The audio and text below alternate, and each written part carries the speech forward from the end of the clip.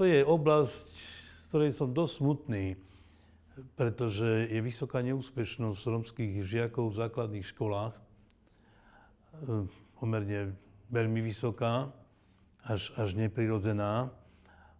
A myslím si, že je to výsledok jednak života v rodinách a tiež aj práce školy. Často sa pýtam aj učiteľov, lebo teraz chodím v rámci nášho projektu, som členom jednej komisie, ktorá chodí robiť také záverečné pohovory s učiteľmi, ktorí sú v našom projekte a ktorí sa vzdelávali v našom projekte. A občas sa ich spýtam, či chodia na návštevy do rodín rómskych. Lebo v minulosti sa chodilo. Učitelia chodili do týchto rodín a vlastne potom sa od toho upustilo a dneska samozrejme sa nechodí. Ale tu a tam aj áno. Lebo mám mojich bývalých študentov, ktorí sú učiteľmi alebo riaditeľmi v základných školách a mám aj také informácie, teda aj od nich, aj od Rómov potom samotných, že oni idú napríklad v Pinianských Jakubovanoch, je riaditeľka, ktorej som bol triedny. A ona sa s nimi aj poháda, aj pokričí, aj ide do rodín, dokonca vypije aj kávu tam. Zvykla si proste. A proste nejakým spôsobom sa snaží tú prácu robiť na tých podmienkach, aké tam sú. To je takmer nemožné. Myslím si, že so vzdelávaním rómskych detí budeme mať ešte značné problémy, pretože jednak počet týchto detí je značný a pri tej vysokej neúspešnosti vzniká problém spoločenský. Na 8 konferenciách, ktoré sme robili v rámci nášho projektu po jednotlivých krajoch, vlastne jedna z mojich otázok pre riaditeľov, lebo tam sa zúčastňovali riaditelia, tak som sa ich pýtal, kto má úžitok z prepadávania týchto žiakov, či je to spoločnosť, či je to pre spoločnosť prospešné, ak tieto deti prepadávajú, či je to prospešné pre školu, alebo nebodaj pre samotné tieto deti.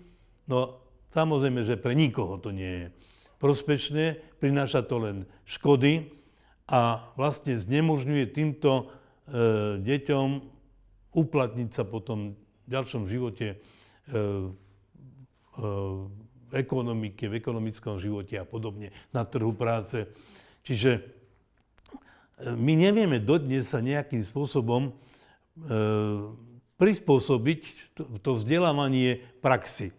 Že ten žiak, ktorý nemá až také možno schopnosti na zvládnutie množstva teoretických poznatkov, ktoré potom ani veľmi potrebovať nebude, že možno by mohol byť zručný v rôznych remeselných činnostiach. Dneska objavujeme ako niečo nové. Ministerstvo školstva vlastne začalo s tým teraz, v tomto období, že treba prepojiť teda tie stredné odborné školy s firmami. Aby tí študenti, učni mali kde vykonávať nejakú prax, nadobúdať skúsenosti odborné a podobne. Ale veď toto tu všetko už bolo. Len sme to zničili, zlikvidovali. Tieto veci tu fungovali. Čiže toto je proste ako niečo oprašené, ale aj tak som rád, že teda niečo také sa teda začína otvárať a že to bude fungovať, ak to bude fungovať samozrejme, ak sa pôjde do dôsledkov. Na druhej strane ma teší, keď vidím, že na vysokých školách sú Rómovia, no, aj keď možno to spektrum zamerania odborného pri tom štúdiu na vysokých školách nie je celkom dobré, pretože veľká časť študuje práve na tú sociálnu prácu. Ano. Potom je problém s umiestnením sa na trhu práce a snáď to zameranie by malo byť také pestrejšie. Veľmi vyčítam to, že katedra v Nitre, ktorá pôvodne mala byť zameraná na prípravu učiteľov Rómov, ktorých naozaj súrne potrebujeme v našom školstve, tak aj ona sa zmenila a robí sociálnu prácu. Čiže vlastne my nevychovávame Rómov učiteľov, ktorí by išli napríklad do tých lokalít, kde je vlastne rómska menšina majoritou. Kde sú školy, kde vlastne takmer 100% žiakov sú rómski žiaci. A kde je treba komunikovať s nimi, aj s rodičmi. Chodím teraz po týchto školách, tak vidím proste a sú tie úrovne rozmanité, rozdielne, čo poukazuje aj na kvalitu tých osad, že teda nie je rovnaká všade. A potom aj na správanie sa týchto žiakov v škole a na ich výsledky a podobne. Takže jednak rodina by mala mať väčší záujem, tú rodinu treba pripravovať na to. Preto sme vlastne aj v národnom projekte, ja som bol autorom tej myšlienky, že treba tú osvetovú prácu s rodičmi realizovať v rámci projektu. Aj na ministerstve školstva, keď som bol, spolu tedajším riaditeľom metodického centra, tak vlastne akceptovali túto moju pripomienku, tento návrh. No a realizuje sa, len hovorím, prístup rodičov je rozdielný. Jedni si uvedomujú, aký to má význam, iní čakajú za to peniaze. No a to ma ako dosť nahnevá, pretože ten lektor sám mám leda bolo zaplatené za tú svoju prácu, ktorú s nimi robí, no oni ešte čakajú od neho peniaze. Ale mnohí to robia aj tak, že vlastne také malé pohostenie urobia, nejakú kávu a nejakú keksu a podobne, len aby tých rodičov dostali proste k sebe a aby mohli s nimi rozvíjať proste tú osvetovú prácu v prospech ich detí a vzdelávania ich detí. Čiže tam by bolo treba toto uviesť nejako do systému, aby tí rodičia boli nútení sa zaoberať touto problematikou. Samozrejme aj tým rodičom treba dať možnosti, lebo dneska ich nemajú, aby sa mohli zamestnať. Lebo pri tejto biede, aká je, v tých osadách naozaj otázka vzdelávania nie je na prvom mieste. Nie je na prvom mieste. Na prvom mieste je otázka prežitia. No a samozrejme teda z toho potom pramenia aj rôzne negatívne javy, kriminalita a podobne. Takže si myslím, že v tomto smere musí aj spoločnosť, štát urobiť viac ako doteraz a predovšetkým mať väčší záujem. Lebo za celé tie roky od revolúcie som nevidel, ale nepocítil, že ten záujem je naozaj stný, ale len taký formálny. Predškolská príprava detí je nevyhnutná. Ja v rámci tej rady expertov sme to presadzovali jednoznačne, zaviesť predškolskú prípravu najmenej od 5. roku veku, aj keď skôr sme boli za to, aby to bolo od 3 rokov, pretože rómske deti potrebujú túto prípravu, ktorú im vlastne rodičia nemôžu dať, alebo nie sú schopní dať, aby vlastne tá materská škola, ktorá sa predškolskou prípravou zaoberá, aby im to dala. Problém je samozrejme jednak v tom, že nie je to povinné, že sa platí, no a že kapacity chýbajú, pretože pôvodné materské školy sa zmenili na kadečo iné, áno, a tak vlastne nie je dostatok priestoru, nie je dostatok kapacít na to, aby boli prijaté ďalšie deti. Mám z toho osobnú skúsenosť, pretože sme robili projekt Poďme spolu do školy a vlastne sme sledovali to zapojenie rómskych detí do predškolskej prípravy a nabadali k tomu aj samozrejme vedenia týchto materských škôl a podobne. A niekde sme narážali práve na ten problém, že nemáme kapacity. Hej. Čiže je potrebné, aby vlastne jednak zaviesť tú povinnú, neviem, čo bráni v parlamente schváliť toto, aby aspoň od 5. roku veku bola predškolská príprava povinná. Rómski rodičia nie sú schopní dať tým deťom to, čo oni potrebujú k tomu, aby boli úspešní v základnej škole, v prvom ročníku základnej školy. Nie sú schopní. Takže aj tam je problém, prečo potom tieto deti zaostávajú. 0. ročník je nejakým riešením tejto situácie, ale on už je zaradený do normálneho školského vzdelávania. To znamená, že vlastne tie deti strácajú rok zo základnej školy. No a preto vlastne sme boli za to, že 0. ročník nech je, tam, kde nie je možnosť iná, nech funguje, ale nech funguje ako predškolská príprava. Čiže nech nie je zaradený do toho vzdelávania až základnej školy, ale nech je vnímaný ako predškolská príprava, ako materská škola napríklad. No tak toto neprešlo, prešlo to, čo je horšie. No. Takže tieto veci ma dosť ako hnevajú, pretože sa mi vidí, ako, že sú výsledkom ani nie tak neschopnosti a nevedomia a podobne, ale že sú skôr výsledkom neochoty. Otázka jazyka samozrejme vo vzdelávaní je nevyhnutná, je najdôležitejšie, pretože vlastne vzdelávame prostredníctvom jazyka, vychovávame prostredníctvom jazyka. Jazyk je proste veľmi dôležitý ako proste nástroj a vzdelávanie. A súdiac podľa seba, my sme vyrastali bilingválne.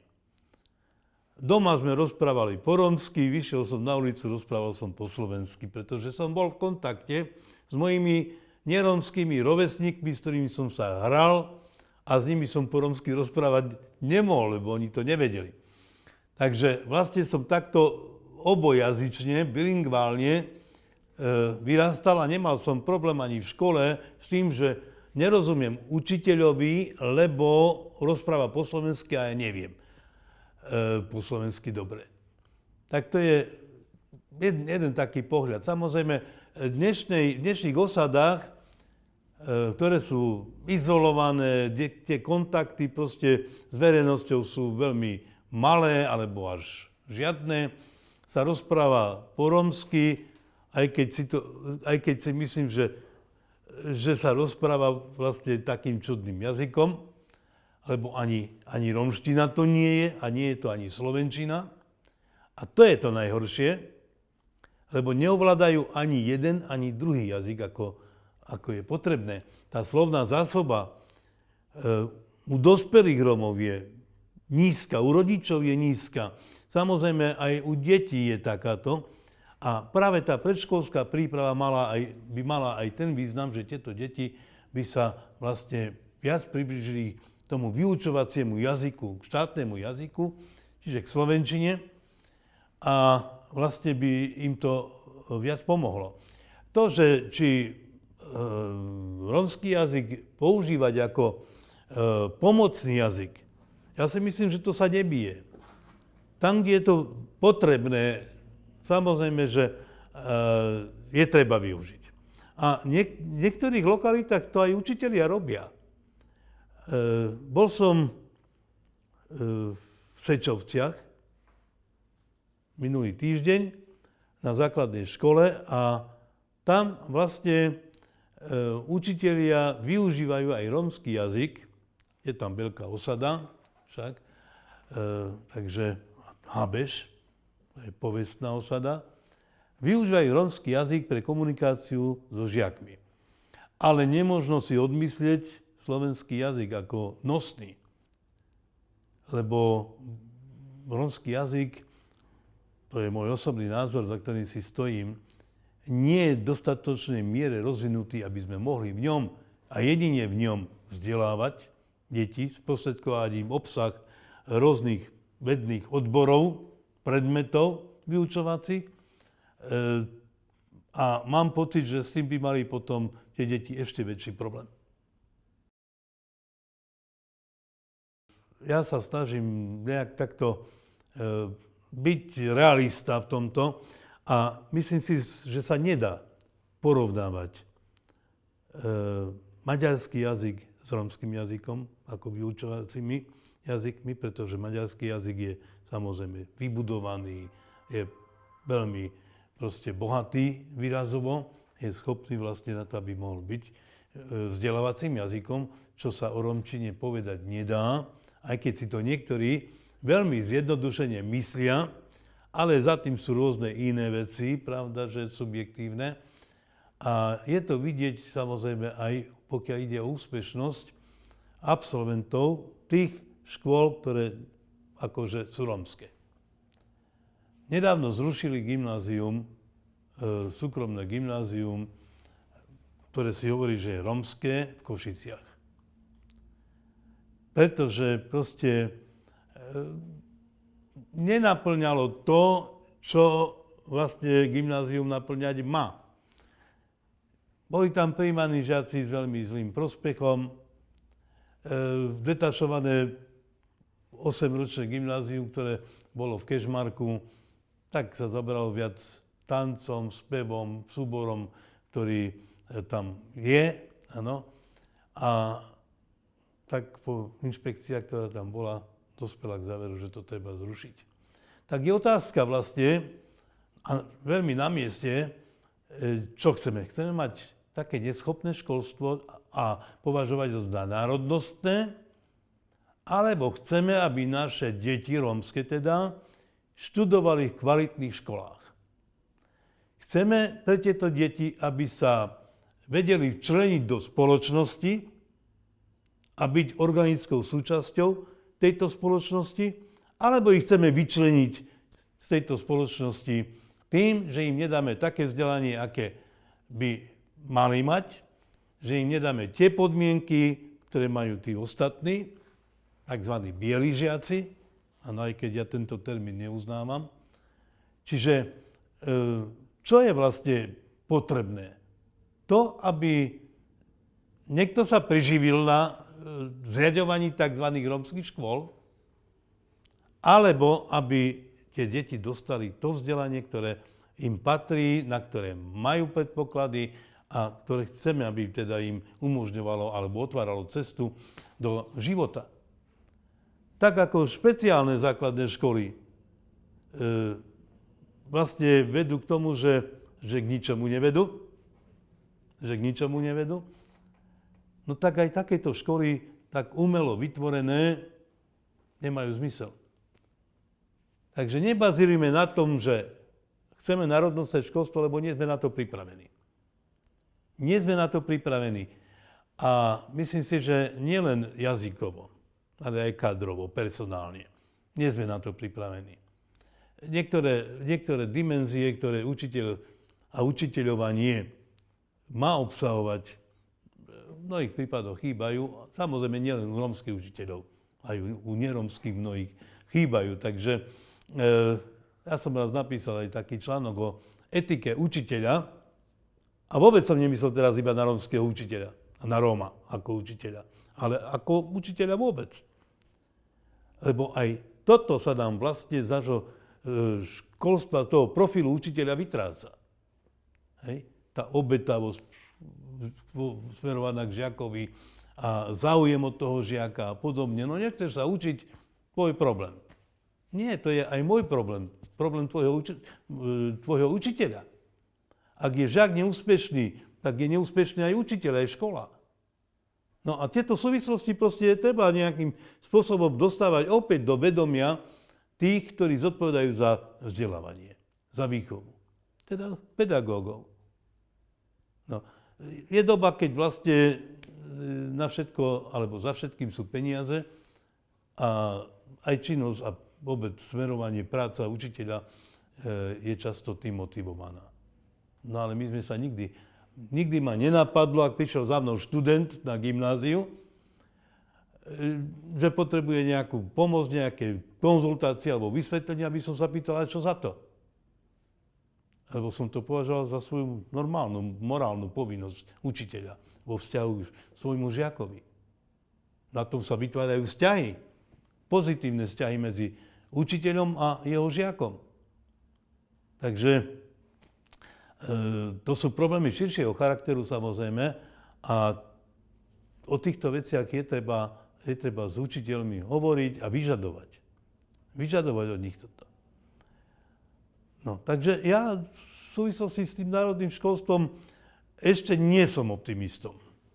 Ešte nie som optimistom a treba využívať to, čo je. Keď som robil na odbore školstva, tak vtedy som si uvedomil, koľko voľných miest je napríklad na stredných odborných školách. A som si pomyslel, veď teraz je šanca pre rómskych žiakov, aby tam šli, aby veľmi radi by ich prijali. A som nabádal rodičov, dávajte deti, poďte aj tu na odbor školstva za mnou, tu som, vám k dispozícii. Tak v niekoľkých prípadoch, ak prišli, tak samozrejme som vyšiel v ústrety, sprostredkoval možnosť a boli prijatí. Dokonca mám pocit, že aj tí riaditelia nejak tak pod môjim vplyvom, keď sme neformálne sedeli u mňa v kancelárii, tak vlastne nejak absorbovali do seba tie moje pohľady, moje názory na to, že nemá zmysel nechávať tieto deti bokom, bez záujmu, lebo to škodí všetkým, celej spoločnosti. Rada expertov vlastne vznikla v roku 2005. Ministrom vtedy bol pán Franc z KDH. Pozvali ma do Bratislavy na ministerstvo školstva. Prišiel som tam už bol Zelina, tam bola skupina ľudí proste, ktorí mali byť členmi tej rady expertov. No a mňa zvolili si za predsedu. Bol som z toho trošku zhrozený, lebo som mal taký pocit proste, že nie som na to dostatočne pripravený. A bol tam profesor Zelina, tak ja som sa ohradil a som povedal, že on by mal byť tým predsedom tej rady expertov. No a on vtedy prišiel ku mne a tak ma objal a hovorí, Ferko, buď spokojný, budeme spolu robiť a tak ďalej. No, tak som sa proste potom nejak ujal tejto funkcie. Treba povedať, že boli to ľudia veľmi skúsení aj z práce s rómskou mládežou, s rómskymi žiakmi, aj z hľadiska teoretickej, dostatočne pripravení. Profesor Zelina bol môjim podpredsedom, ale to boli proste nepodstatné veci, tieto funkčné nejaké rozdelenia, pretože vždy sme kolektívne pracovali na materiáloch a podobne, takže Eva Končoková bola jednou z takých pák, ktoré vlastne hnali veci dopredu. Zaoberali sme sa rôznymi vecami. Analyzovali sme napríklad vyhlášky ministerstva školstva, ktoré sa týkali vzdelania týchto rómskych žiakov v základnej škole, lebo najmä základnou školou sme sa zaoberali. Doporučovali sme isté zmeny. Zaoberali sme sa špeciálnymi základnými školami, predškolskou prípravou, kde sme navrhovali napríklad aj to zavedenie tej povinnej školskej prípravy. Potom prišiel problém internátnych škôl. Vtedy vlastne som dostal z ministerstva otázku, aby som sa k tomu ja vyjadril. No a ja som za tým cítil proste niečo také politické. Nepáčilo sa mi to nie ako samotná myšlienka internátnych škôl, ale proste ten pocit nejakého politického zásahu tam bol. A tak som povedal, že k tomu sa vyjadrí celá rada expertov. A zišli sme sa a sme to podrobne prebrali. Samozrejme, že internátne vzdelávanie alebo proste internátny spôsob výchovy a vzdelávania nie je nič nové, veď to desiatky rokov existuje, možno stovky rokov existuje však. A preto som nebol ako proti tejto myšlienke. No ale do toho sa obuli potom aj mimovládky a navštívili ma tu v Prešove. Chceli zase môj názor. No tak som im povedal to isté, teda ako proti myšlienke nie som. Ide o to, aké formy, aký spôsob to bude mať. Určite násilné to nemôže byť, veď žijeme v 21. storočí, nedá sa prísť do osady a zobrať deti násilne tak, bez toho, aby rodičia s tým súhlasili či nesúhlasili. Čiže toto sa musí rešpektovať. Ak tie deti sa dostanú do lepších podmienok, hygienických, sociálnych, čo ja viem, bude sa im možnosť viac venovať vo vzdelávaní, vo formovaní osobnosti, tak nie som proti, ale som trval na veľmi dôslednej kontrole, lebo každá dobrá vec sa dá aj zneužiť. A tam je treba vytvárať proste nejaké nástroje, ktoré okamžite zamedzia niečo také. Takže to bol jeden moment. A druhý, vlastne som si uvedomil, že štát na to nemá prostriedky, aby mohol takéto vzdelávanie zaviesť a že to je politikárčenie. A nakoniec vlastne celé to spľaslo. Takže tá naša práca bola naozaj taká tvorivá, niekedy až nad rámec toho, čo som chcel ja.